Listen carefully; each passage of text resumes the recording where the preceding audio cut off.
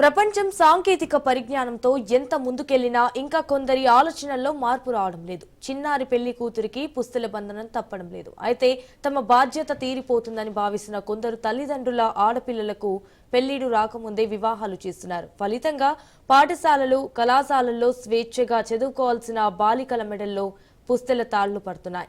లోకం పోకడ తెలియకుండానే బిడ్డలకు బాల్యంలోనే వివాహాలు చేసి వారి జీవితాలను కొందరు తల్లిదండ్రులు చేజేతుల అగాధంలోకి నెడుతున్నారు.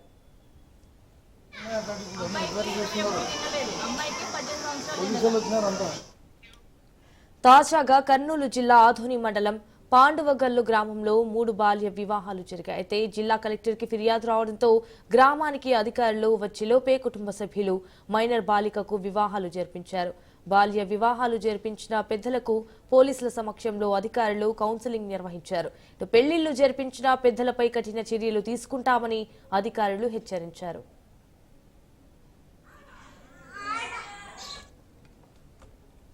రాత్రి 10:30కి కలెక్టర్ గారికి వచ్చిన మెసేజ్ ప్రకారం, కలెక్టర్ గారి ఆదేశాల ప్రకారం మేము ఈరోజు ఆదోని మండలంలోని పాండవగల్ అనే విలేజ్కి వచ్చినాము. ఇక్కడ ఈ విలేజ్లో 4 బాల్య వివాహాలు జరుగుతున్నాయనే ఇన్ఫర్మేషన్తో మేము ఇక్కడికి వచ్చాము. ఎవరైతే చైల్డ్ మ్యారేజ్ ఘోషణకు చూస్తున్నారో అందరూ డీసీపీ నుంచి డీసీపీఓ, ఎస్సీపీఓ గారు, అడ్వకేట్ గారు అందరూ కలిసి ఇక్కడికి వచ్చి మేము ఉదయం నుంచి ఈ బాల్య వివాహాలు జరుగుతున్న ప్రతి ఒక్క వివాహాన్ని దగ్గరికి మేము వెళ్ళి వాళ్ళతో మాట్లాడటం జరిగింది. వాళ్ళు ఏజ్ నిర్ధారణ అనేది వాళ్ళు ఏజ్ ప్రూఫ్ సర్టిఫికేట్స్, వాళ్ళ స్కూల్ సర్టిఫికేట్స్ కానీ ఆధార్ కార్డ్స్ ఏవైతే ఉన్నాయో డాక్యుమెంట్స్ మేము అవన్నీ కూడా వెరిఫై చేయడం జరిగింది. దానిలో భాగంగానే ఈ 4 చైల్డ్ మ్యారేజ్ అని తెలిసినప్పటికీ 4 మేము ఎంక్వైరీ చేసినప్పుడు వాళ్ళ దగ్గరికి వెళ్ళి వాళ్ళతో మాట్లాడి కౌన్సిలింగ్ చేసినప్పుడు ఒకటైతే మేజర్ జరిగింది. అమ్మాయి మేజర్ వయసు 19 సంవత్సరాలు దాటింది, అబ్బాయిది 25 సంవత్సరాలు. మిగతా ఎవరైతే ఉన్నారో ఇద్దరు బోత్ అమ్మాయి అబ్బాయి ఇద్దరు మైనర్లే ఉన్నారు.